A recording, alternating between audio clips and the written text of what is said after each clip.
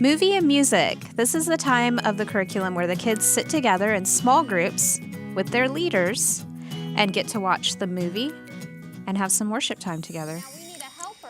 Woohoo!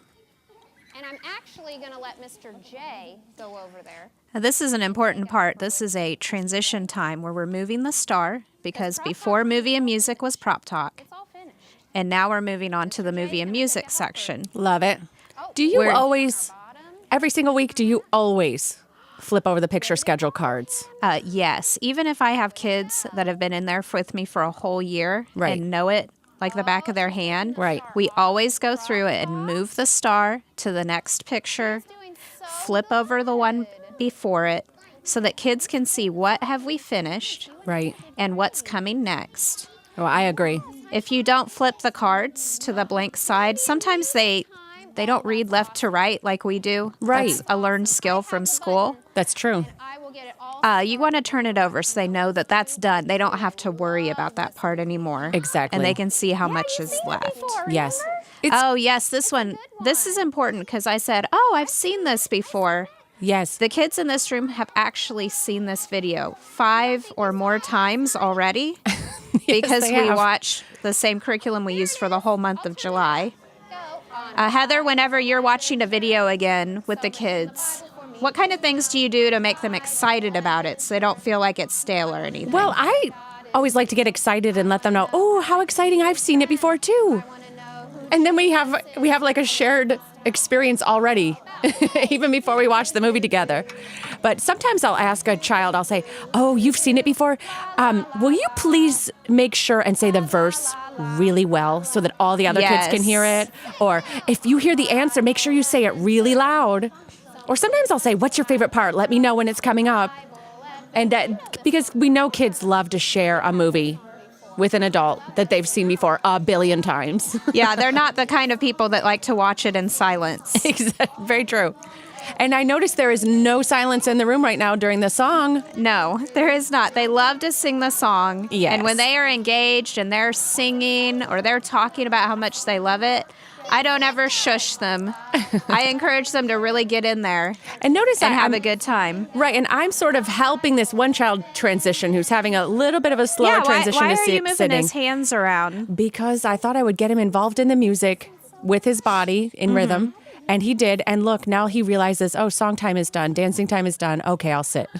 I did notice he tried to sit in your lap there. Almost and in you the did lap. not let him. Now, I know that sitting in a lap could really calm a kid down and make them Right. feel like they want to be still, but it's something we just don't do Right. in life kids. Why do we That's not right. do that? Well, I am not that child's mother, so it's not appropriate. I'm not his grandmother. It's a non-negotiable at Life Kids that we don't have the children sit in our laps, and it's for the comfort of the parents, really, so that when they walk by, they don't have to wonder, ooh, why is my kid sitting in some stranger's lap? No, they're never going to see that because we don't let it happen. Rather, I would direct him to sit next to me, and I can give him a side hug. I can give him that, comfort or pressure that he might be seeking, and still have it look completely appropriate. Also, I'll always tell the kids, Miss Heather needs you to sit next to me in case I need to stand up for any reason. So they usually accept that pretty well. Now, even though they're watching the video now, I still do not hear a super quiet room. I see kids looking at the screen, Right, but I didn't even stay quiet. right. And I like to talk through the movie with the kids about Right. the movie because kids don't learn from just sitting quietly and staring at a screen. Exactly. They really learn from the social aspect, the interaction They learn with their leader significantly and more. the other kids in the screen. Yes. Did you get it in your... I also noticed that you did not shut the lights off. Is that intentional? Sometimes I Yes. do shut the lights off in my room. We choose to leave the lights on as much as we can because you want to have extra accountability in the room. Right. If somebody walks up to your room and they're in the hall and they cannot see all the people in there easily and see where everybody's hands are, what everybody's doing, Right. then really it's not a great idea to shut the lights off. Good call. You want to talk to the campus staff about what's the best practice there because they're the ones that can see from the hall and really give you a good evaluation. Very good. Very good point. I have been in rooms where when you turn the lights off, it is quite dark. You're right, and that would not be a safe place to turn the lights off. Got it. I got it in mine. You see, we're actually doing the same motions that Emily is doing on the screen there. She's That's true. catching the picture passes. Right. I'm putting it in mine. The kids are putting it in theirs. Right. It's really a fun interactive time. Once again, it's not just sitting back and watching a video. It's having fun together and doing this shared activity. Right. Will you sit on your bottom, please?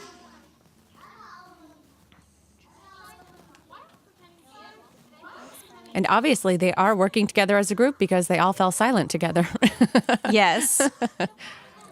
Now, see this little boy that Mr. J was just bringing back? Yes. He's actually wandered over there from Mr. Tommy's group. Right. And you'll notice Mr. Tommy, as soon as he started wandering, didn't like jump up and freak out. Like he No. waited to see where he landed. He gave him a minute. And then when the kids started to get up again to start walking again, then Mr. Tommy came and brought him back. Yes. Like if a kid moves off a little bit, that's okay. You don't have to lose it over it. Right. But if they start to like wander consistently, you can come and encourage them to come back to your spot. True enough. And you can see I'm kind of, well, you can't see it now, but in the background, every once in a while, you'll see me stand up and work with my little guy. Oh, there he is. He ran off to the there he table. is. My little guy has been uncomfortable from the get-go because he doesn't really know us. It's his first experience with us as leaders in the room. So I've kind of let him stand in the back and see I've let him sit off to the side. Now he's pulling on the weight for the bounce, the moon bounce. But I've kind of let him have his space because he's really not dragging other kids along with him or distracting other Yeah. children. And when he did distract that little boy right there, Yes. you were able to redirect that boy and bring him back. Very true. Because it was just the one child. It wasn't a whole group of children trying Very to copy true. him. And meanwhile, the whole rest of the experience, I am turning around, trying my best to build trust with that little boy. So maybe he'll come sit with his group. Well, I've noticed in earlier videos too, like you keep approaching him gently, trying to Right. talk to him and be friends with him instead Right. of putting him in timeout for. Even the spiders needed. I think if we had a few more weeks to work together, he'd be absolutely, completely comfortable in the room. But today was not that day.